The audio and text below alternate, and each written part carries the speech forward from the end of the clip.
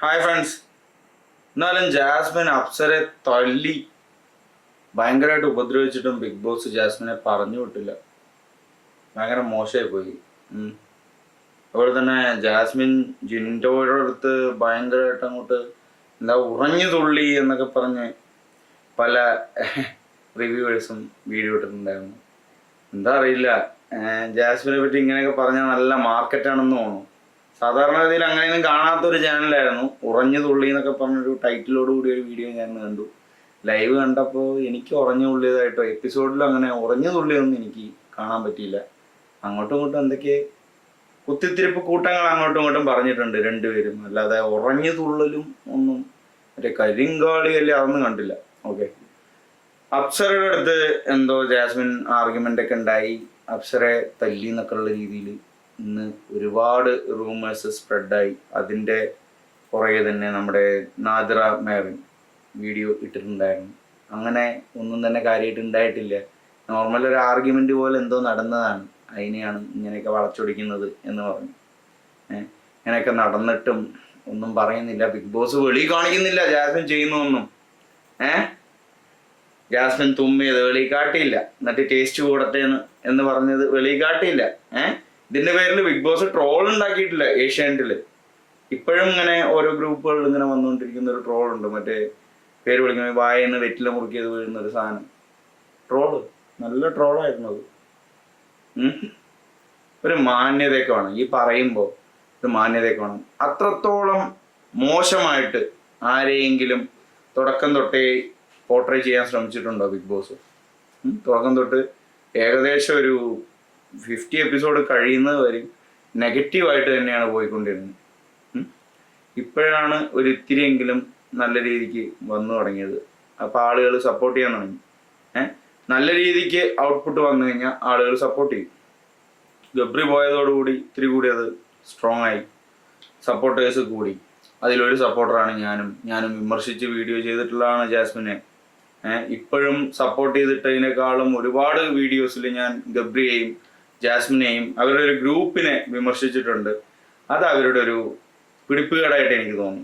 എന്താ വെച്ചാൽ രണ്ടുപേരും കൂടിയുള്ള ആ ഒരു സാധനം പിടിപ്പുകേട് തന്നെയാണ്. അത് ഇനിയും എത്ര വീഡിയോ ചെയ്യുമ്പോഴായാലും ഞാൻ പറയും, ആ ഒരു സംഭവം എനിക്ക് ബോറായിട്ട് തന്നെയാണ് തോന്നിയത്. എൻ്റെ ഒരു പെർസ്പെക്റ്റീവ് പറയുന്നത് കേട്ടോ. അതും ബോറല്ലാതെ തോന്നുന്ന ആൾക്കാരൊക്കെ ഉണ്ട്, അതും എൻജോയ് ചെയ്തിട്ടുള്ള ആൾക്കാരൊക്കെ ഉണ്ട്. അവരെയൊന്നും ഞാൻ കുറ്റം പറയാൻ പറ്റില്ല. എന്താ വെച്ചാൽ അത് അവരുടെ അഭിപ്രായമാണ്. ഇപ്പോൾ ഒരാളെ വ്യക്തിപരമായ വൈരാഗ്യത്തിൻ്റെ മുകളിൽ ക്രൂശിച്ചുകൊണ്ട് ഇരിക്കുക എന്ന് പറഞ്ഞു കഴിഞ്ഞാൽ അതത്ര നല്ല പരിപാടിയല്ല. വ്യക്തിപരമായി ജാസ്മിൻ ജാഫർ എന്ന് പറയുന്ന ഒരു വ്യക്തിയെ വിമർശിച്ചുകൊണ്ടേ ഇരിക്കുക എന്ന് പറഞ്ഞു കഴിഞ്ഞാൽ അത് മോശമായിട്ടുള്ളൊരു കാര്യമാണ്. അവരുടെ പേഴ്സണൽ ലൈഫിൽ അവരെന്ത് വേണമെങ്കിൽ ആയിക്കോട്ടെ. ഇപ്പോഴും ഇതുവരെയും ഒരു 6ാമത്തെ സീസണാണുള്ളത്. 5 സീസൺ ഉണ്ടായിരുന്നു. അതിൽ ഏകദേശം 4 സീസണോളം ഓരോ ആൾക്കാരായിട്ട് വിന്നറായിട്ടുള്ളതാണ്. ഒരു സീസണിൽ മാത്രമായിരുന്നു ഇടയ്ക്ക് വെച്ച് നിർത്തി കുളമായി പോയത്. മറ്റേതിൽ നിർത്തേണ്ടി വന്നാലും പിന്നെയും അത് വന്ന് ഒരു ഫിനാലെ എപ്പിസോഡ് ഉണ്ടായിരുന്നു. സെക്കൻഡ് സീസൺ മാത്രമായിരുന്നു കുളമായി പോയൊരു സീസൺ. അല്ലാത്ത എല്ലാറ്റിലും ഓരോ വിജയികൾ ഉണ്ടായിരുന്നു. അവരെല്ലാം ലൈഫിൽ പെർഫെക്റ്റ് ആണോ? ഇതൊരു മാതൃക പുരുഷനോ മാതൃക സ്ത്രീക്കോ ഉള്ള ഒരു അവാർഡൊന്നുമല്ല ബിഗ് ബോസ് എന്ന് പറഞ്ഞാൽ. ബിഗ് ബോസ് എന്ന് പറഞ്ഞു കഴിഞ്ഞാൽ വളരെ ജെനുവിനായിട്ട് മാത്രം കളിച്ച് ജയിക്കാൻ പറ്റുന്ന ഒരു സാധനമല്ല. കൂടെ നിൽക്കുന്ന കൂട്ടുകാരനെ തന്നെ എതിർത്ത് പറയേണ്ടി വരും. റിയൽ ലൈഫിൽ ഒരു പക്ഷെ നമ്മൾ എന്തും വേണ്ടെന്ന് വെച്ചേക്കാം, പക്ഷെ ബിഗ് ബോസ് എന്ന് പറയുന്ന ഒരു സ്ഥലത്ത് നോ കോംപ്രമൈസ്. ഒരവസരം വരുന്ന സമയത്ത് അവരവരുടെ കാര്യം മാത്രം നോക്കി നിൽക്കുന്ന ആൾ തന്നെയാണ് ബിഗ് ബോസ്. ഏതൊരു കമ്പനി നിങ്ങൾ നോക്കിയോ അതിൽ ബോസായിട്ടിരിക്കുന്ന ആൾ ഒരുപാട് പേരുടെ പതനത്തിൽ കാല് വെച്ച് അത് പടിയായിട്ട് പോയിട്ടുള്ള ആളാണ്. അതായത് ഒരാൾ വിജയിക്കുമ്പോൾ ഒബ്വിയസ്ലി മറ്റൊരാൾക്ക് നഷ്ടം സംഭവിക്കും. ബിഗ് ബോസ് ആയാലും അങ്ങനെ തന്നെയാണ്. ബോസ് എന്ന് പറഞ്ഞാൽ തന്നെ അങ്ങനെ തന്നെയാണ്. ഇതെൻ്റെ ഒരു തിയറി പറഞ്ഞാണ് ബിഗ് ബോസിൻ്റെ. ഇപ്പോൾ ബിഗ് ബോസ് മലയാളത്തിൻ്റെ ഒരു കോൺസെപ്റ്റേ വേറെയാണ്. ആളുകളുടെ മുന്നിൽ സമൂഹത്തിന് മെസ്സേജ് കൊടുക്കാനൊക്കെ യൂസ് ചെയ്യുന്ന ഒരു ഷോ ആയിട്ട് അതൊന്നും അല്ല.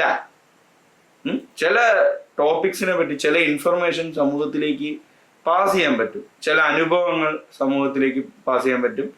ഇന്ന പോലെയുള്ള ക്യാരക്ടർ ഉണ്ട്, ആ ഒരു ക്യാരക്ടറിനെ സമൂഹത്തിലേക്ക് കാണിക്കാൻ പറ്റും. അല്ലാതെ ഒരു ഭയങ്കരമായിട്ട് പെർഫെക്റ്റ് ആയിട്ടുള്ള ഒരാളെ സമൂഹത്തിലേക്ക് കാണിക്കുക അങ്ങനെയുള്ളൊരു സാധനമൊന്നുമല്ല. എല്ലാവർക്കും നെഗറ്റീവ്സ് ഉണ്ട്. ഈ കാണുന്ന നിങ്ങൾക്കായാലും ഈ വീഡിയോ ഇടുന്ന എനിക്കായാലും എല്ലാവർക്കും നെഗറ്റീവ് സൈഡുണ്ട്. ആരും പെർഫെക്റ്റ് ഒന്നുമല്ല. അതുകൊണ്ട് തന്നെ അപ്സരയെ തല്ലിയതിന് ബിഗ് ബോസ് നടപടിയൊന്നും എടുത്തില്ല എന്നൊക്കെ പറഞ്ഞിട്ടാണ് സാധനം വരുന്നത്. അത് നാദിറ തന്നെ വന്ന് ക്ലിയർ ചെയ്യുന്നുണ്ട്. അവർക്ക് ഡയറക്റ്റായിട്ട് കോണ്ടാക്റ്റും കാര്യങ്ങളൊക്കെ ഉള്ളതാണ്. അവരറിഞ്ഞിട്ടുണ്ട് കാര്യം വളരെ ജെന്യൂനായിട്ട് 150% എന്നാണ് അവർ പറഞ്ഞത്. നാണമുണ്ടോ? യുവന്മാർക്കൊക്കെ നാണമുണ്ടോ? ഈ ഒരു പരിപാടി വരുന്ന സമയത്ത്, ബിഗ് ബോസ് വരുന്ന സമയത്ത് ഇവര് വെറും കോൺട്രവേഴ്സി ഉണ്ടാക്കാൻ വേണ്ടി വീഡിയോ ചെയ്യുന്ന ഒരുപാട് പേരുണ്ട്. റീച്ചിന് വേണ്ടി എന്ത് തണ്ടിത്തരം കാണിക്കുന്ന കുറേ പേരുണ്ട്. പറഞ്ഞിട്ട് കാര്യമില്ല. അതുപോലെ തന്നെ കമന്റോളീസ് ഇതുവരെയുള്ള സീസണിൽ കണ്ടിട്ടുള്ളതിനേക്കാളും ഒക്കെ ഭയങ്കരമായൊരു നെഗറ്റീവാണ് ഇപ്രാവശ്യം വരുന്നത്. ജാസ്മിനെ മൂസയ്ക്കൊക്കെ അത്യാവശ്യം നെഗറ്റീവ് വന്നിട്ടുണ്ടായിരുന്നു 4th സീസണിൽ. 5th സീസണിൽ കാര്യമായിട്ട് അങ്ങോട്ട് നെഗറ്റീവ് വന്നിട്ടുള്ള ആൾക്കാർ കുറവാണ്. അത്രത്തോളം അഗ്രസീവായിട്ട് ഒരാളെ വെറുത്ത് പിന്നാലെ നടന്ന് ദ്രോഹിക്കാൻ കമന്റ് ഇട്ടുകൊണ്ടിരിക്കുന്ന ആളുകൾ കുറവായിരുന്നു. സ്ട്രോങ് ഒക്കെ ആയിരുന്നു കഴിഞ്ഞ സീസണും. അത്യാവശ്യം നല്ല രീതിക്ക് PR വർക്കൊക്കെ എല്ലാവിടെയും നടന്നിട്ടുള്ള സീസൺ തന്നെയാണ്. പക്ഷെ അവിടെ ആകെ ഇവർക്കൊക്കെ പറയാനുള്ളൊരു ടോപ്പിക്ക് ജാസ്മിനേ ഉള്ളൂ. ഇപ്പം ഈ പറയുന്ന എനിക്കാണെങ്കിലും ജാസ്മിനെ പറ്റി പറയാനേ അവിടെ വിഷയമേ ഉള്ളൂ. വേറെ എല്ലാവരും എന്താ ചെയ്യുന്നത്? ടാസ്ക് വരുമ്പോൾ ഇത്തിരി ആക്റ്റീവ് ആവും. കുറേ പേരൊക്കെ ടാസ്കിൽ വരെ ഭയങ്കര ശോകമായിരുന്നു.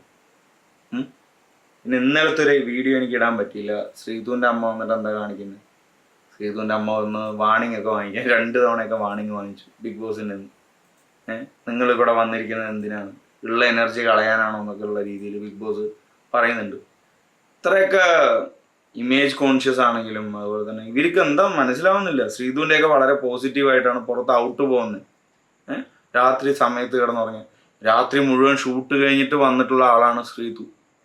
അത്രയും ഇൻഡിപെൻഡൻ്റ് ആയിട്ട് വർക്ക് ചെയ്തിട്ട് വീട്ടിലത്തെ കാര്യങ്ങളൊക്കെ നോക്കിയിട്ടുള്ള ഒരാളോടാണ് പറയുന്നത് രാത്രി ടൈമിന് ഉറങ്ങിക്കഴിഞ്ഞാൽ നമുക്ക് രാവിലെ ഫ്രഷ് ആയിട്ട് എണീറ്റുകൂടെയാണ്. അവർക്ക് അർജുനെ ഇഷ്ടമല്ല, അതാണ് കാര്യം. അതേപോലെ ജിൻഡോൻ്റെ ഒക്കെ ഒരു നോർമലായിട്ട് തന്നെ പോയി. ജിൻഡോന് കണ്ടന്റ് ഒന്നും കിട്ടുന്നില്ല പാവം. അതുകൊണ്ടാണ് ഈ ജിൻഡോ ആർമീസ് ഇല്ലേ, ജിൻഡോൻ്റെ PRസിന് ഭയങ്കരമായിട്ടൊരു അസഹിഷ്ണുത. ബാക്കിയുള്ളവർക്ക് കണ്ടന്റ് കിട്ടുന്നു, ബാക്കിയുള്ളവരെ ആളുകൾ മൈൻഡ് ചെയ്യുന്നു, ബാക്കിയുള്ളവരെ പറ്റി ചർച്ച ചെയ്യപ്പെടുന്നു. ജിൻഡോനെ പറ്റി ഒന്നും ചർച്ച ചെയ്യപ്പെടുന്നില്ല. ഇന്നെന്തോ ലേലു വല്ലു ഞാൻ ഇനി ചെയ്യില്ല എന്നോ അങ്ങനെ എന്തോ പണിഷ്മെൻ്റ് ഒക്കെ കിട്ടിയിരുന്നു. ഭയങ്കര ശോകമാണ്. ഇതൊക്കെ എങ്ങനെ കണ്ടന്റ് ആക്കും? ജിൻഡോ ലേലു വല്ലു പറഞ്ഞു എന്നൊന്നും പറഞ്ഞിട്ട് ഇവർക്ക് ഇറങ്ങാൻ പറ്റില്ലല്ലോ. ജിൻഡോൻ്റെ കല്യാണം എന്തോ ഉറപ്പിച്ചു എന്ന് പറഞ്ഞിട്ട് അതൊക്കെ കണ്ടന്റ് ആക്കാൻ നിന്നുണ്ട്. അതൊക്കെ ടൈറ്റിൽ വയ്ക്കുന്നത് എന്ത് ശോകം എന്ന് ആലോചിച്ച് നോക്കിയേ. ജാസ്മിൻ തല്ലിയിട്ട് ബിഗ് ബോസും ഉണ്ടാതിരുന്നല്ലേ. ജാസ്മിൻ തല്ലി പല്ലൊക്കെ തെറിച്ചു പോയിന്ന് കേൾക്കണ് അപ്സരയുടെ. എനിക്ക് കോമഡി ആയിട്ടുണ്ട് സത്യം പറഞ്ഞാൽ. നിങ്ങളുടെ അഭിപ്രായം എന്താ? നിങ്ങൾക്ക് ഇതൊക്കെ കേട്ടിട്ട് എന്താ തോന്നുന്നത്? ജാസ്മിൻ തല്ലിയിട്ട് അങ്ങോട്ട് അവിടെ ചുമ്മാ ഇരിക്കുക. അപ്പോൾ അപ്സര അയ്യോ ജാസ്മിനല്ലേ തല്ലിയത്, ബിഗ് ബോസ് ആയിട്ട് ഭയങ്കര ക്ലോസ് ആണ് എന്ന് പറഞ്ഞാൽ അപ്സര മിണ്ടാതിരിക്കുമോ? നിങ്ങൾക്ക് തോന്നുന്നുണ്ടോ?